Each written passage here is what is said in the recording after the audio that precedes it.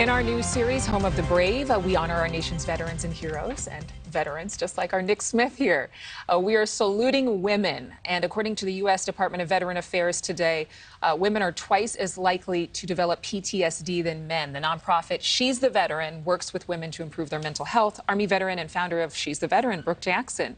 Brooke Jackson Kahn, let me make sure I say this right. Thank you so much for being with us, and thank you for your service. You enlisted in 2009 as a combat medic in the Army, and you immediately saw that women were underrepresented. How so? First off, thank you for having me this morning. But yes, I think just your experience itself when you're in these branches and things, especially the Army, we are a very small number.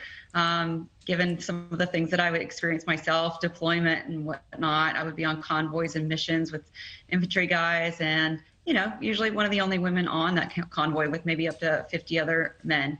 So just kind of the experience that I lived and do live. I currently serve in the reserves right now. And there are a lot of nonprofits that focus on veterans, but what are some of the specific programs that She's the Veteran offers that might not be found anywhere else? So we really focus on mental health, and it's proactive and reactive. For us, you don't have to have a diagnosis, you don't have to be retired, you don't have to have different things.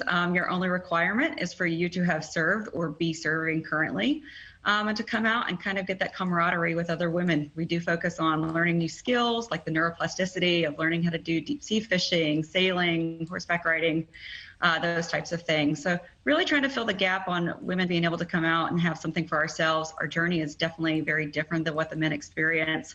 And it's been very popular. We've just grown exponentially, and it's definitely been filling a lot of the gap that women have found out there that they've been looking for something to plug into. Now, you've come from a long line of military members. Your grandfather served in World War II, your dad served, but you were the first woman in your family to join the ranks. And now you know firsthand what these ladies are experiencing. So what do you think that women veterans need the most?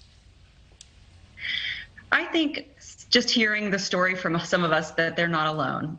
Sometimes because they just have the experience of being the only woman sometimes with all the men, they don't realize that their journey is a little bit different.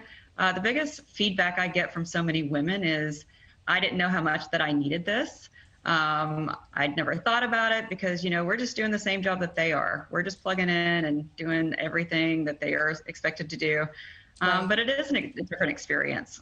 Sometimes the support is different. Most women, when they say that they're going to join the military, they don't have family members that are on board. They have someone, at least one parent, that pushes back and says, I don't know why you would choose to do that. Versus men, they're celebrated usually from the very beginning, and rightly so. We're out of time. We've got to go, but we are so grateful. She's the Veteran. We're going to have people check it out. Thank you for watching. Go to newsnationnow.com to find NewsNation on your television provider. And don't forget to click the red subscribe button below to get more of NewsNation's fact-driven, unbiased coverage.